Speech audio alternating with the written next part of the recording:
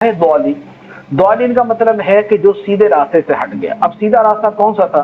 سیدھا راستہ وہ تھا جو اللہ کے نبی کا تھا اور نبی پاک علیہ السلام کے صحابہ کا تھا۔ جی اب جو جماعت صحابہ کے طریقے سے ہٹ گیا جی اور جو سنت رسول کے طریقے سے ہٹ گیا، ٹھیک جیسے حضرت عبداللہ بن مسعود رضی اللہ تعالیٰ عنہ کا فرمان ہے کہ اے لوگو، تمہارے لیے تمہارے نبی نے سنن خدا مقرر فرمائی، اگر تم انہیں چھوڑو گے تو جی گمراہ ہو جاؤ گے۔ جی تو اس سے پتہ چلا کہ ایک ہے نبی پاک علیہ الصلوۃ والسلام کی سنت جی اور ایک ہے نبی پاک علیہ الصلوۃ والسلام کے صحابہ کی جماعت۔ ٹھیک جو ان دونوں چیزوں سے ہٹ گیا، جی نبی پاک علیہ السلام کی سنت سے ہٹ گیا ٹھیک یا جماعت صحابہ کے طریقے سے ہٹ گیا، جی وہ سیدھے راستے سے ہٹ گیا، اللہ یہ ضالین کے اندر ٹھیک داخل ہو جائے گا۔ جی تو اب اس کے اعتبار سے جیسے پچھلے زمانے کے اندر وہ لوگ بھی تھے جنہوں نے، صحابہ کرام کا اجماعی یہ عقیدہ تھا کہ قرآن اللہ کا کلام ہے، قرآن کو مخلوق نہیں کہیں گے۔ ٹھیک جیسے ہم پیدا ہوئے تو یہ نہیں کہیں گے قرآن بھی کوئی پیدا ہوا، کوئی بنایا گیا، جی ایسا نہیں کہیں گے۔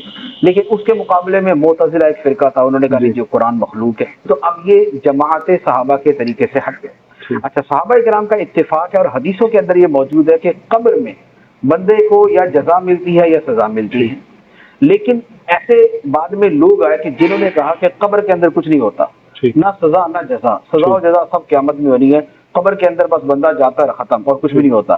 جی اب یہ وہ چیز بیان کی جو جماعت صحابہ کے طریقے سے ہٹکے ہیں، سنت نبی سے جی ہٹکے ہیں، لہذا یہ ہیں جو سیدھے راستے جی سے بھٹک جانے والے، ٹھیک ہٹ جانے والے جی ہیں۔